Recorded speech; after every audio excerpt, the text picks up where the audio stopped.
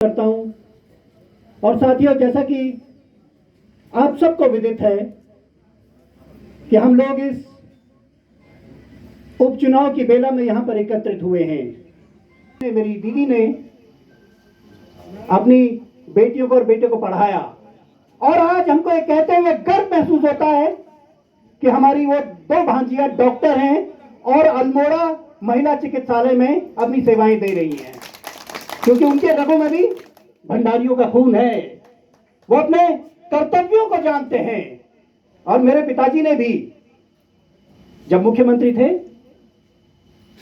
तो राजेंद्र सिंह भंडारी जी को मंत्री तक बनाया, लेकिन जब जरूरत थी कांग्रेस को मजबूत करने की तो ऐसी स्थिति में हमारे राजेंद्र सिंह भंडारी जी ने जिम्मेदारी अपने कंधों में लेने के बजाय भारतीय जनता पार्टी ज्वाइन कर ली। वो भी ऐसी परिस्थितियों में हमारे बड़े भाई मुकेश नेगी जी ने बताया कि जब गोदिया जी चुनाव लड़ रहे थे तो उस चुनावी सभा में बड़ी बड़ी बातें कर रहे थे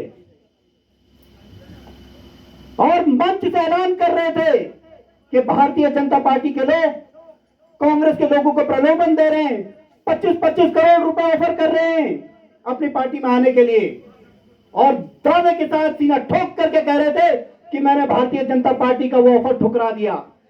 लेकिन 6 घंटे भी नहीं बीते, कपड़ा भी नहीं बदले और दिल्ली जाकर के भारतीय जनता पार्टी ज्वाइन कर ली। और हम सब लोग जानते हैं कि अपनी पत्नी को बचाने के लिए, क्योंकि वो खुद ही इस बात का ऐलान कर रहे थे कि उनकी पत्नी को फंसा रहे हैं करके भारतीय जनता पार्टी के लोग, लेकिन अपनी पत्नी को बचाने के लिए, क्योंकि उन पर भ्रष्टाचार के आरोप थे, तो अपनी पत्नी को बचाने के लिए वो भारतीय जनता पार्टी उन्होंने ज्वाइन कर ली। उन्होंने कांग्रेस पार्टी को धोखा दिया। अगर आरोप थे तो उनको कांग्रेस में रह करके कांग्रेस परिवार के लोगों के साथ कंधे से कंधा मिला करके भारतीय जनता पार्टी के उस आरोप का सामना करना चाहिए था। उनको उस चुनौती का सामना करना चाहिए था बजाय कि घुटने टेकने के।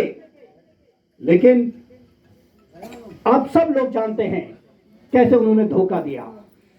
इतिहास गवाह है कि मेवाड़ की धरती पर भी एक ऐसा ही घटनाक्रम हुआ था।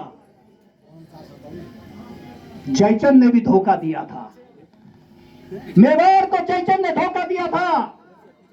और आप सब लोग जानते हैं कि हम लोगों को महाराणा प्रताप की तस्वीर देखने को मिल जाती है, राणा सांगा की तस्वीर देखने को मिल जाती है, लेकिन जयचंद की तस्वीर आज तक किसी ने नहीं देखी है, क्योंकि इतिहास धोखा देने वालों का नहीं लिखा जाता।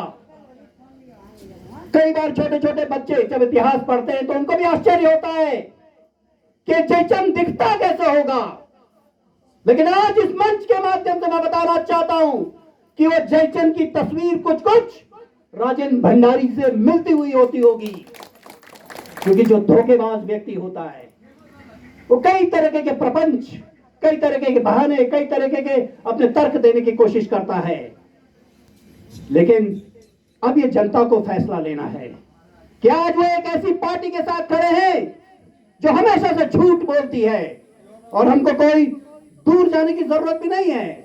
यही गोचर की जमीन पर लोकसभा चुनाव जब चल रहे थे तो भारतीय जनता पार्टी के जो पूर्व राष्ट्रीय अध्यक्ष रहे हैं, जो वर्तमान में रक्षा मंत्री रहे हैं, राजनाथ सिंह जी, जब वो चुनाव में आए थे तो उन्होंने जनता को संबोधित करते हुए कहा था कि अगर भारतीय जनता पार्टी की केंद्र में सरकार बनेगी तो अनिल बलूनी जी मंत्री बनेंगे। लेकिन क्या मंत्री बने? अमित शाह जी कोटद्वार आए थे तो वहां पर भी उन्होंने ये बात कही, लेकिन इस मंत्रिमंडल में अनिल बलूनी जी तो मंत्री नहीं बने। तो आपने देखा किस तरीके से झूठ बोलती है ये पार्टी। और आज इस उपचुनाव में भी जनता के बीच में एक और झूठ लेकर के आए हैं कि अगर आपने राजेंद्र भंडारी जी को वोट दिया तो हम उनको मंत्री बनाएंगे।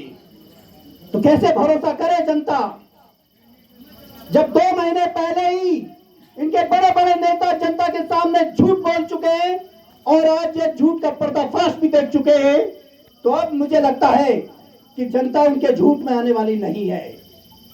और आप यकीन मानिए, उत्तराखंड और कांग्रेस पार्टी, ये दोनों का डीएनए एक ही है। ये दोनों ही हमेशा सच्ची बात बोलती है। उत्तराखंड की सरजमी भी और कांग्रेस पार्टी भी, यहां के लोग भी सच्चे हैं, उत्तराखंड भी सच्चा है और कांग्रेस पार्टी भी हमेशा सच्ची बात करती है।